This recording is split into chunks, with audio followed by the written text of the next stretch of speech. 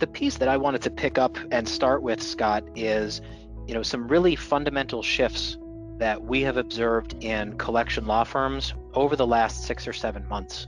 And one of those fundamental shifts that we've seen is there's less reticence on behalf of the law firms to approach their clients proactively with new communication strategies.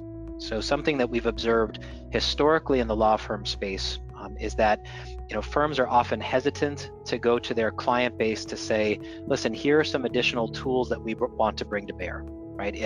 There's a big challenge of being a first mover in any of these spaces. There's an increased audit standard, right? There's the hoops you have to jump through with the clients. So historically, we saw a reticence from law firms to approach their clients proactively and say, here are some tools that we want to leverage, here are some strategies we want to leverage, and often relied just on the guidance from the client, because if you rely on guidance from the client, then you're okay, right? Your audit's gonna be just fine.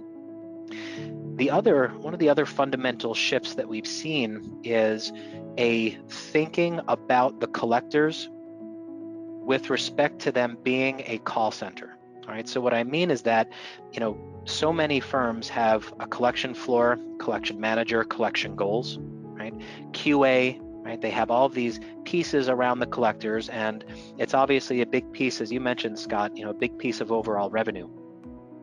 What we haven't typically seen in law firms is thinking about your group of collectors as a traditional call center, right? Actually taking the tools that have been developed for managing call center, with respect to those, productivity and risk mitigation requirements, and really a fundamental rethinking to say, well, if I look at this team as a call center, what are the tools that we need to bring to bear, right? What are the elements that we need to focus on? So if I can switch slides here, perfect. One of the things we focused on at Provana is how do we actually bend the cost curve in a call center? And being a team of geeks and business analysts, really the first thing we do with any of these problems is to learn about the problem and go about 100 miles deep.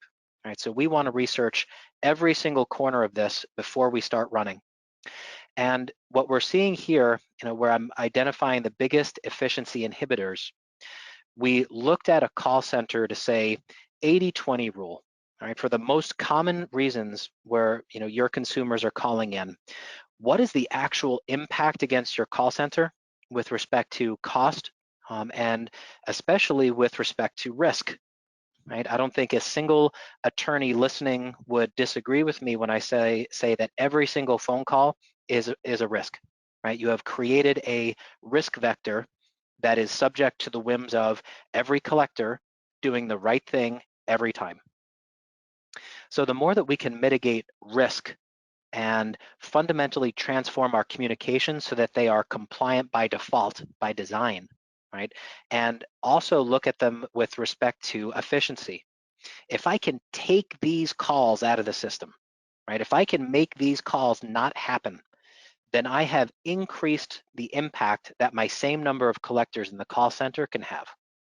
So if I go through a couple of these here, we see this as really the 80-20 rule. When we're looking at just shy of about 20 million calls and we review how long these types of calls take, we go anywhere from blocking and tackling complaints, call those a cease and desist, right? All the way up through more complicated calls, right? Negotiations, settlement offers. These are things that take time, and they are directly attributable to dollars that it costs to have a call center agent, to have a collector sitting in that seat.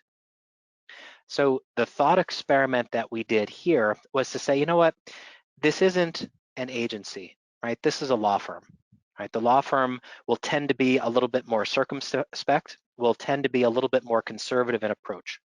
So what if we did a thought experiment that says, I'm not going to pretend that every single one of these interactions can completely disappear and become self-service? What if I looked at a law firm, right, a fictional law firm, who actually said every single interaction that a consumer self-serves, I still want somebody to eyeball it, right? I still want somebody to take a peek in the transaction system, make sure everything went right, it got diaried for the next day, it moved along in the workflow.